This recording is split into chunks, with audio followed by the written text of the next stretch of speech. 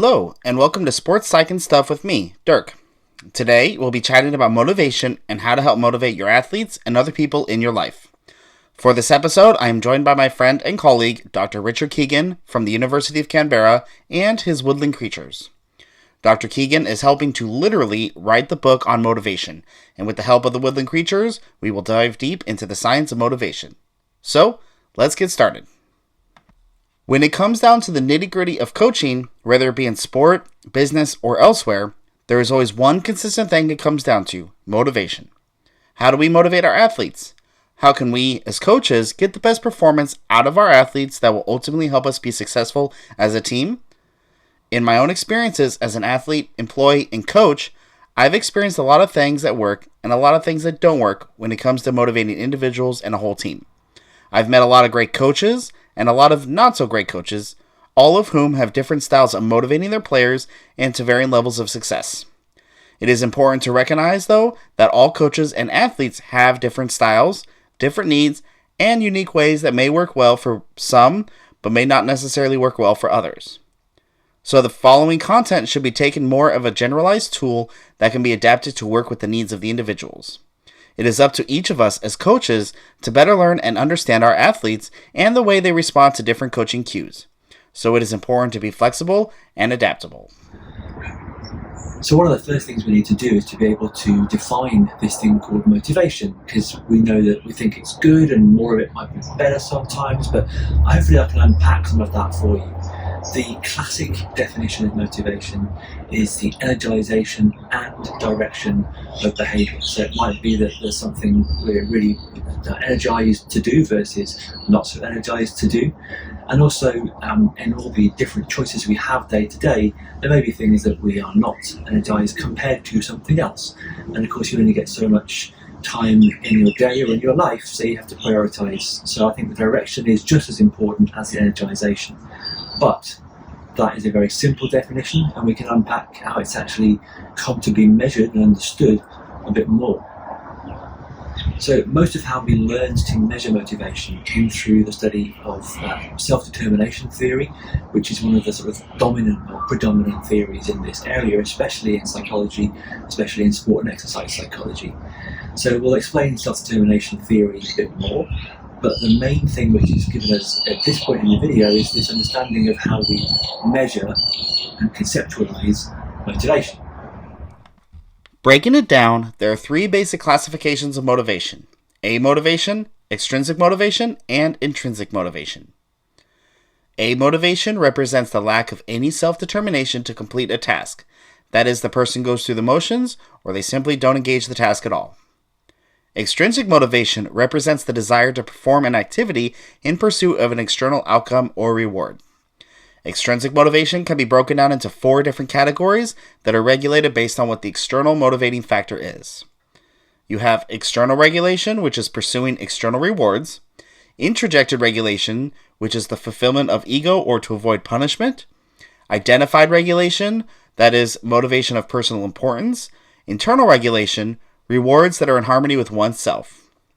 The third category, of course, is intrinsic motivation, which represents the desire to pursue certain tasks, challenges, or actions purely for enjoyment, curiosity, exploration, and interest.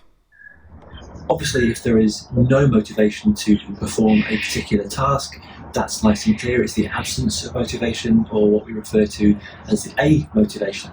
I'm not interested, you couldn't probably pay me to do it, it's not something that appeals to me at all. So A motivation is the absence of motivation.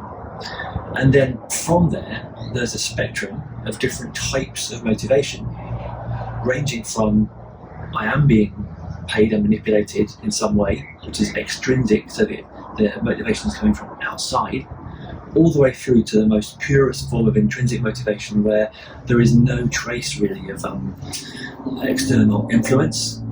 And in between, there's all these different types, and they're actually boxed up into different types. So you've got I'm doing it because I have to, because I'm being paid to, or made to, or manipulated to, prize money, threat of punishment, that sort of thing. And that can include, approval and praise and reinforcement. That's still over this end of the spectrum. And at the far other end, you've got There's no external reason. I woke up, if you imagine the circumstances, almost impossible circumstances, where there's no pressure, there's no money requirement, there's nothing you have to do, you've got everything you need, would you still do it? That's the purest form of intrinsic motivation, which is hard to come across in real life. And then in between, you've got all these different levels of, so stepping back from that, you might have someone who's, mostly internalised the reasons for doing it, and they're sort of talking about things because they come to like it and come to enjoy it, but they wouldn't have just picked it in the natural setting.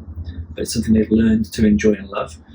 And the way it grades through is to say you actually internalise the reasons for doing it. Motivation usually comes down to the reasons and the answers to the why question. So if we step through from this extrinsic motivation, where the reasons for doing a particular behaviour are extrinsic, they're coming from outside, the punishment, reward, approval, that sort of thing. The idea is that we internalise the reasons as we step through this continuum.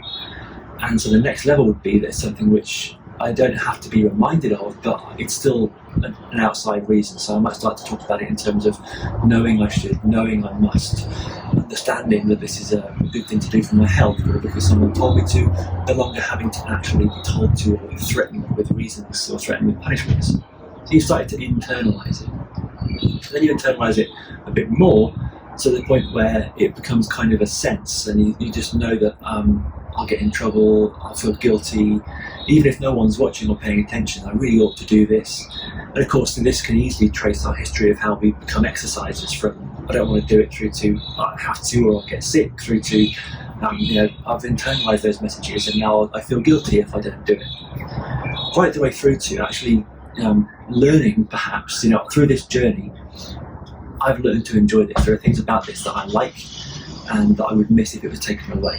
And that's a spectrum. And I like to think of it as a graphic equalizer on a stereo. You can have low scores in all of those, you can have different combinations of scores, and while the clear preference is to have this intrinsic or more intrinsic forms of motivation, in real life, people for any particular behaviour will have a profile of different types of motivation. And the healthier forms, all the research seems to show, people come back for more, persist for longer, enjoy it more, learn more, if their profile is over on the intrinsic side. But most people start their journey on this side and work their way across. As coaches, it would be great if we all had athletes who were intrinsically motivated, because such motivation has been linked to higher levels of mental toughness, confidence, and performance. However, it is simply not realistic to expect anybody to be driven by pure intrinsic desire, and it must also be supplemented by other kinds of motivation to be sustainable. Both identified and internal regulation are considered more intrinsic because of the internalization of the task, but self-determination theory also posits that the 6 levels of motivation, that is, A motivation, extrinsic motivation, and intrinsic motivation, exist on a spectrum that is constantly moving within the microcycle, macrocycle, and mesocycle of the sport, as well as other physical, mental, and social factors that affect both the individual and the team. That is, we can break down motivation into different levels of behavior over different lengths of time, from as short as a few seconds to as long as several years. Thus, motivation is something that needs constant nurturing from the influential people in an athlete's life who are invested in the athlete's performance. The more internalized the motivation is, that is, integrated, internal, or intrinsic, the more consistent and higher the performance will be. So how do we, as coaches, support this? By implementing coaching behaviors built around the fulfillment of the psychological needs of autonomy, competence, and relatedness. Autonomy is a person's ability to act within their own values and interests. Competence is a person's ability to do something successfully or efficiently. And relatedness is a person's need to feel belongingness and connectedness with others. A consistent theme among successful athletes and coaches comes down to how well they feel supported by friends, family, teammates, coaches, and colleagues that is ultimately driven by the fulfillment of these psychological needs. Athletes who feel like they are accepted, heard, supported, and validated are motivated by more intrinsic factors. So how can we, as coaches, support the fulfillment of the psychological needs in our athletes? It all comes down to local level behaviors. Here's a few ideas. Providing choices. Allow athletes to have some decision on their training. Give rationale for tasks, limits, and rules, and explain why these things are important. Acknowledge your athlete's feelings, perspectives, and identity.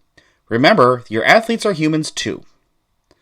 Provide non-controlling competence feedback, that is, constructive feedback that is solution-focused rather than problem-focused. Elevate athlete responsibility by allowing your athletes to develop training drills or find solutions to the different problems that you face. Avoid controlling behaviors such as criticism and tangible rewards. Provide an opportunity for athletes to show initiative and act independently. And discourage ego involvement, that is, focus on personal performance improvement rather than social comparisons. As we mentioned earlier, this is generalized advice, given that any team will have a large diversity of playing styles, personalities, and backgrounds of both the athletes and the coaches. So it's up to each of us as coaches and sports psychologists to get to know our team and apply these strategies within the context that is most appropriate for which we find ourselves in. This is the kind of coaching we must practice every day when working with others to ensure that success in performance is long-term. And that's it for this episode of Sport Psych and Stuff. In this episode, we covered the basics of motivational theory, but there's much more to it that we will explore further in later episodes. It'll also be an important theme in future episodes covering other topics as well. I'd like to thank Dr. Richard Keegan and the Woodland Creatures, Moaz Susan, Sarah Toogood, Lindsay Ann Miller, and the fabulous folks at Pride Cheerleading Association for all their help on this episode. I hope you found the material interesting and I look forward to future episodes. Be sure to visit my website, www.stonewallfitness.com, and follow me on Twitter at StonewallFit and Instagram at FitWithPride. Thank you and see you soon.